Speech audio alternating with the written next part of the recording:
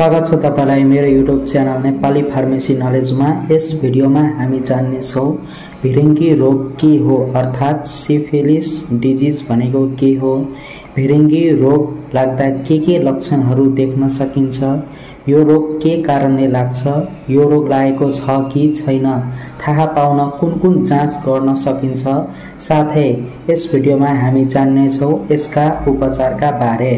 अब भिडियो सुरु गरौं। सिफिलिस वा भिरिङ्गी मुख्यतः शारीरिक सम्पर्कबाट महिला तथा पुरुषमा सर्ने एउटा धेरै नै संक्रामक यौन रोग हो।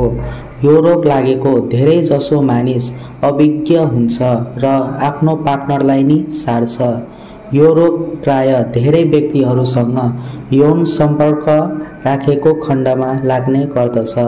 विगतको समयमा यो रोग पब्लिक हेल्थलाई चुनौतीको रूपमा थियो। यसले दीर्घ रूपमा मस्तिष्क, मुटु, रक्तनली, जर्नी, आँखामा असर गर्छ।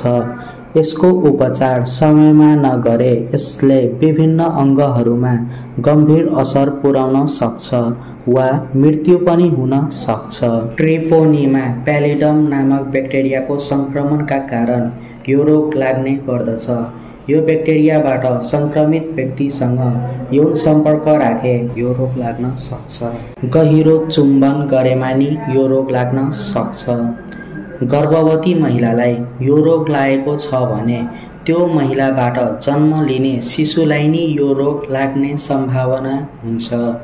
यो रोग लागेको बिरामीको रगत अरू व्यक्तिलाई दिँदा यो रोग सर्छ र बिरामीको कपडा, स्विमिङ पुल, खानेकुराको साझेदारी गर्दा यो रोग सर्दैन। यो रोगको लक्षण रोगको चरण अनुसार फरक हुन्छ र यो रोग अर्थात भिरिङ्गीलाई 3 चरणमा बाँडिएको छ। प्रारम्भिक चरण अर्थात प्राइमेरी स्टेज, भिरिङ्गी लागेको व्यक्तिसँग यौन सम्पर्कको झन्डै 3 सातापछि पुरुषको लिङ्ग वा महिलाको योनिमा ससाना घाउ वा फोका जस्तो देखिन्छन्। यो फोकाहरू खासै पीडादायी हुँदैन। एक व्यक्तिबाट अर्को व्यक्तिमा धेरै मात्रामा सर्ने चरण पनि यही हो। यस चरणमा यी सासाना फोकाहरू आफै हराएर जान्छ, तर भित्रभित्रै बिरामीलाई धेरै क्षति पुर्याउनका लागि दोस्रो चरणको तयारी गरिरहन्छ। ब्याक्टेरियाको संक्रमणको झन्डै 6 सातापछि सुरु भएर 6 महिनासम्म माध्यमिक चरणको लक्षण देख्ने गरिएको छ। यो चरणमा ब्याक्टेरिया शरीरका सबै भागमा फैलिसकेको हुन्छ। यौनाङ्ग तथा मुखमा फोकाहरू देखिन सकिन्छ। यस चरणमा कपाल झर्ने, तौल घट्ने, मांसपेशी दुख्ने, ज्वरो आउने लक्षण देख्न सकिन्छ। यी लक्षणहरू केही दिनपछि आफै हराएर जान्छ। यदि उपचार बिना यो लक्षण हराएर जान्छ भने यो रोग तेस्रो चरणमा प्रवेश गर्ने तयारी गर्दैछ हामीले बुझ्नुपर्छ। यदि भिरिङ्गीको उपचार नगरेको खण्डमा भिरिङ्गी तेस्रो चरणमा पुग्ने गर्दछ।